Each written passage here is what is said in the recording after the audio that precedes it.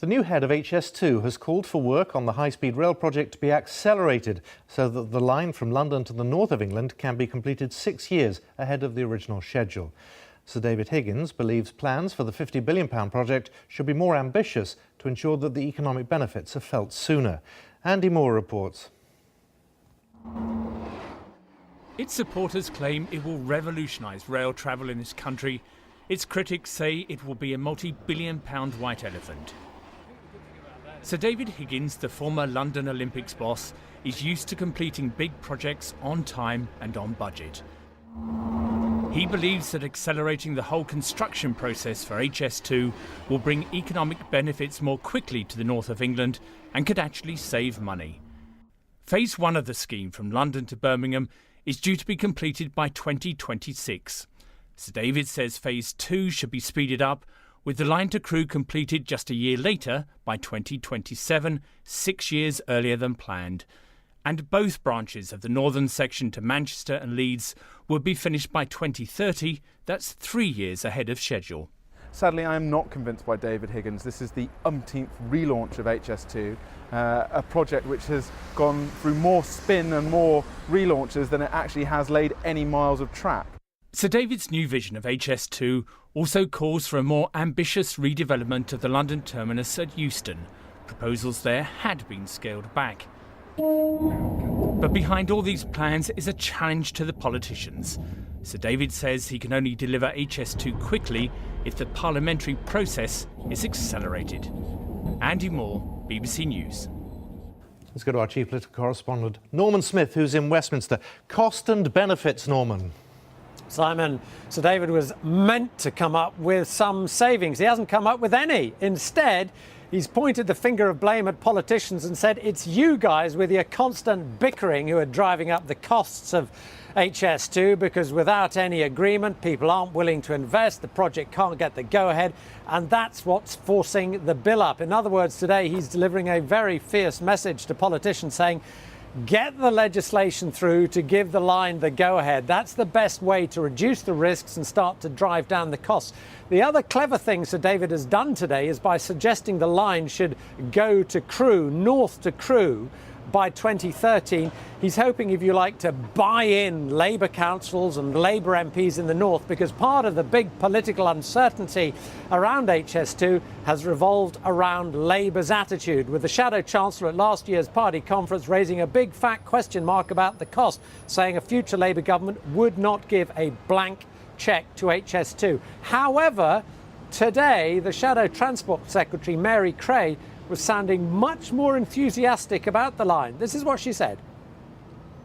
We know that we need High Speed 2 to address the capacity constraints that are south of Birmingham, but also the connectivity problems north of Birmingham. The fact that it takes the best part of an hour to get from Leeds to Manchester, there's 2 hours to get from Leeds to Birmingham. These are huge problems that hold back the economies of those northern cities. And we want HS2 to help deliver better commuter services, better rail freight services as well. And what Sir David has done in this report is really listen to those communities, like my own community in Wakefield, who are on the East Coast, who won't get a station, who say, what do we get out of this line? And he's been very clear in the report that there are benefits for people, even where the train doesn't stop in their city.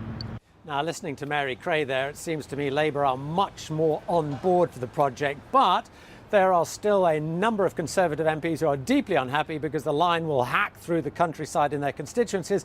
And there's our old friend parliamentary procedure, which is a huge logjam to the whole process, because we've had a bill which is meant to provide the money for HS2, which has been trundling along at a snail's pace through Parliament, isn't likely to get through until after the next election. And even then, that bill doesn't give the go-ahead to build a line north of Birmingham to Crewe. So there may still be an awfully long parliamentary process to go before HS2 gets the go-ahead.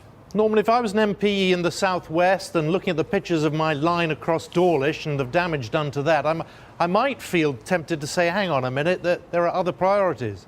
We have already heard that from MPs down in the southwest saying precisely that. Why on earth are we spending all this money on some fancy new line going up to the north when we could much better spend it on improving existing infrastructure in the southwest? What Sir David Higgins has tried to do is not to make it an either-or question, he has basically tried to reframe the argument about HS2 and say that HS2 is all about rebalancing the British economy. It is about bringing prosperity to the north. It's about ending the London suction machine factor, which Vince Cable talked about. Indeed, he suggested, or those close to him suggested recently, that HS2 could actually reduce house prices in London because it would make it easier for companies and for people to live outside the capital. But you're absolutely right. If you're down in the southwest, I imagine you are thinking, hang on a sec, never mind 50 billion for HS2, let's sort the lines out down here. The row has always been about where the benefits are. Initially it was about speed, then it became about capacity. They're now centering on that, aren't they? Yeah. I was speaking to one of Sir David Higgins' main people, and he was saying whenever he's in the Department of Transport and he sees one of the old HS2 promotional videos which shows this sort of bullet-like train hurtling through the countryside, he feels like chucking a stone at the television screen, because that is not what they are now pitching.